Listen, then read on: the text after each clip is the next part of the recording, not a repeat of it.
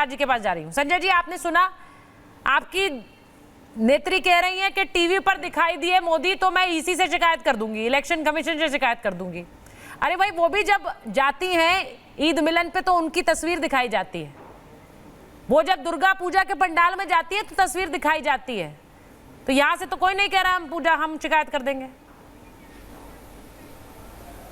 देखिए सुचरिता जी, आप मेरे को 26 मिनट बाद वक्त दिया बोलने के लिए, अब बीच में मत टूकिएगा, बोलने का थोड़ा मौका दीजिए। 26 मिनट बाद क्या जाने आपको।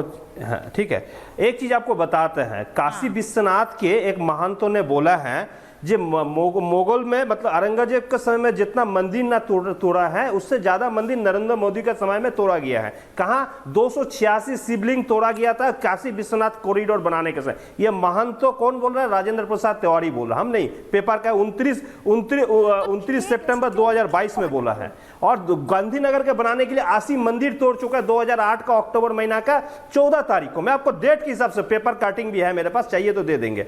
और रह गया क्या, देखिए इतना गौ माता को हत्या करके, इतना गौ माता को हत्या किया है और जिससे चंदा भी ले लिया, ये हिंदू का नमूना होता है। और इसके एक नेता बोलता है मोदी जी तो मतलब जे क्या प्रभु जगन्नाथ जी मोदी जी को भक्त है। तो इस तरफ से बयानबाजी दे रहा है। अभी जो तस्वीर जो फोटो यहाँ पर चला रहा है, दिखा रहा है, हाँ। देखिए ये जो मंदिर है ये कन्याकुमारी मंदिर है। हाँ। ये कन्याकुमारी मंदिर में हर पुरुष जाता है, उसको बदन में कपड़ा नहीं लिया जाता है। हाँ। पुरुष को जाने सिर्फ धोती पहन के अंदर जा सकते हैं। मोदी जी कैसे घुस गया। और रह गया विवेकानंद रॉक, जहां पर मेडिटेशन सेंटर है, जहां पर कहा आप बैग लेके नहीं जा सकते, मोबाइल कैमरा तो बहुत दूर के बात है, लेकिन वहां पर भी कैमरा लेके जाते हैं। हाँ। सुनिए ना, सुनिए ना, कैमरा लेके जाते हैं और वहां पर भी जाएंगे मोदी जी मेडिटेशन ओम करके जो रूम है उसमें भी मेडिटेशन जब करेंगे वो भी दिखाएंगे, आप लाइव टेलीकास्ट करेंगे।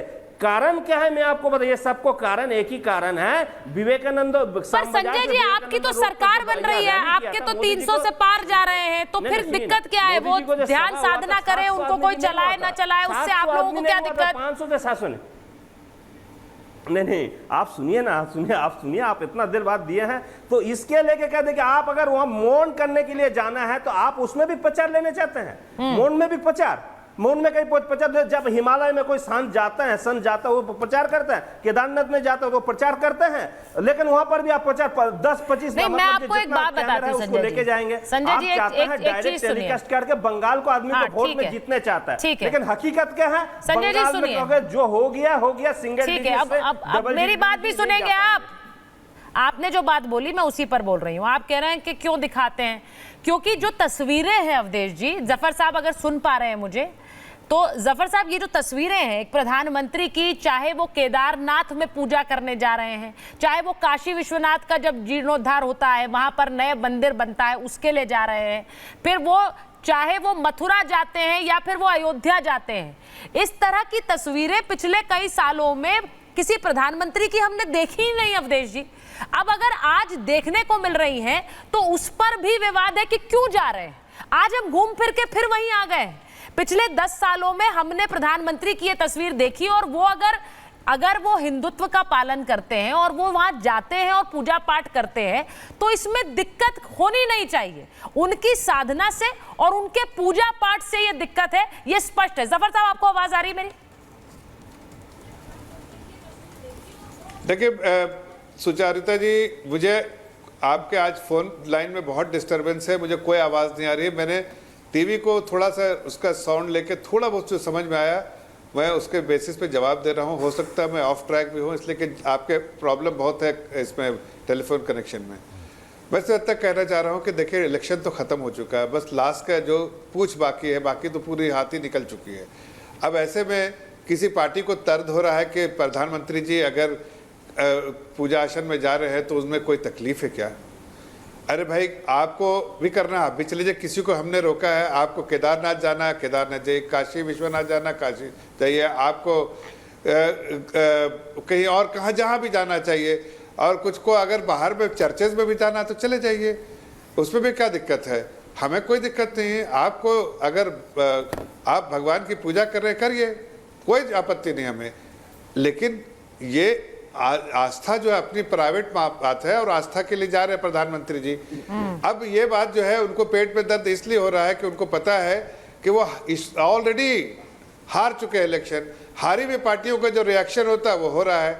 हमें कोई फर्क नहीं पड़ता इनके क्या रिएक्शन हो रहे। जनता जनार्दन ने अपना मत दे दिया है और हमको, जैसा मैं पहले कहा था, चौथे फेज के बाद भी जीत दर्ज हो चुकी थी जो सरकार बनाने के लिए एनडीए कुंभा को मिल चुका था। अब हम 360 पार कर चुके हैं। अब हमें बस बाकी जो अपना लक्ष्य पार करना है इस 7वें फेज के बाद हो जाएगा। चाहे ये हमें क्रिटिसाइज करें, चाहे शांति से उस चीज का आनंद लें। अब ये या फिर खुद चले जाएं वहां पर और पूजा करने के लिए, या फिर कहीं और आपको घूमने के लिए जाना है तो घूमने चले जाइए। लेकिन जो इलेक्शन का रिजल्ट है वो 4 तारीख को आएगा, तो आपको वही आएगा जो देखिए। सब कुछ सारे दावे हैं और मुझे लगता है मैं इसीलिए नंबर पूछ रही हूँ, क्योंकि कम से कम 4 जून पे जब आप सब लोगों के साथ हम बैठेंगे तो कम से कम उन नंबरों पर चर्चा तो कर सके। इसीलिए मैंने अजय जी से पूछा, नंबर बता दीजिए, कांग्रेस कितने जीत रही है, कुछ तो मार्जिन होगा।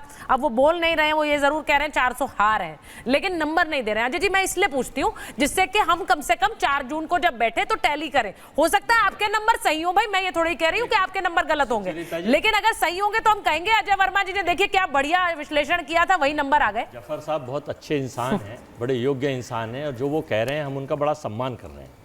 लेकिन परिस्थिति, जफर साहब दिल्ली में हैं या बाहर दौरों में रहते हैं, बड़े बड़े दौरों में, बड़े आदमी हैं। जो क्षेत्र की जनता, जो आम जनता, जो देश के 140 करोड़ वोटरों की राय और जनता की जो मोहर लगी है, जो मत पड़ा है, देवतुल्य वोटर ने मत दिया है, वो हिंदू, मुस्लिम, सिख, ईसाई, बौद्ध, पारसी, सबने मिलके इंडिया गठबंधन के फेवर में दिया है। अब मैं इसलिए आपको 400 हार कह रहा हूँ, इसकी कारण ये है कि देखिए, आपने कर्नाटक में सारा मामला देखा, सारी महिलाएं पूरे देश की नाराज हो गई।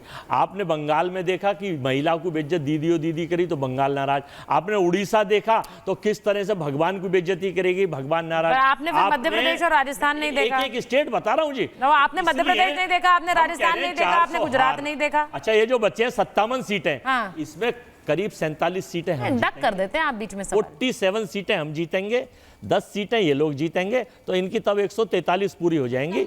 हम 400 प्लस जीत रहे हैं। आप कर्नाटक देख रहे हैं तो आप एमपी, राजस्थान भी देख लीजिए। सवाल यह है कि क्या इन राज्यों के चुनावों से राष्ट्रीय तस्वीर निकल कर आ सकती है? अजय जी, एक बड़ी खबर बता रही हूं और उसके बाद धर्मेंद्र जी आपके पास आ रही हूं, क्योंकि आपके नेता का बयान है। अखिलेश यादव बीजेपी पर हमला कर रहे हैं और कह रहे हैं 6 चरणों का चुनाव देख ये लोग लड़खड़ा गए।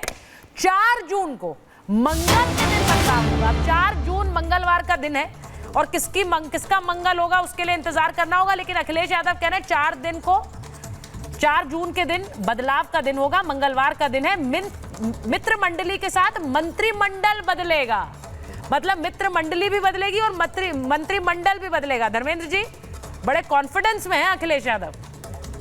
बिल्कुल, ये कॉन्फिडेंस राहुल गांधी के साथ आने से आया है क्या? पूरे चुनाव के दौरान भारतीय जनता पार्टी के बड़े से बड़े नेता, प्रधानमंत्री जी, उनके छोटे नेता, सारे नेताओं की भाषा, सारे नेताओं के बोलचाल का ढंग, सारे नेताओं का रिएक्शन पूरी तरह से पलट गया। जब चुनाव शुरू हुआ था तो ऐसे लगता था भारतीय जनता पार्टी बहुत सारी सीटें जीतने जा रही है, लेकिन जिस तरह से इस देश की जनता ने लोकतंत्र को बचाने के लिए भारतीय जनता पार्टी के मुंह पे वोट का चोट मारा है, उससे भारतीय जनता पार्टी के पता चल गया है कि झूठ नहीं चलेगा, धोखा नहीं चलेगा, विश्वासघात नहीं चलेगा। इस देश के लोग बहुत ही समझदार हैं, बहुत ही संवेदनशील हैं। भारतीय जनता पार्टी के नेताओं ने क्या नहीं किया देश को बांटने के लिए, जहर को घोलने के लिए। आज जो आप ध्यान की बात कर रही हैं, मोदी जी ध्यान इसलिए लगाने गए हैं, ध्यान लगाने नहीं गए हैं। अच्छा। वो अपने पापों का प्रायश्चित करने गए हैं। जब बेटियों का और माता शक्ति का मंगलसूत्र छीनने की बात करते थे, उसका प्रायश्चित उन्हें करना पड़ेगा। जब बलात्कारी को लेकर के वोट मांग रहे थे, बोले कि प्रज्वल रेवन्ना भारत का भविष्य है, इसको आप वोट देंगे तो वोट मुझे मिलेगा,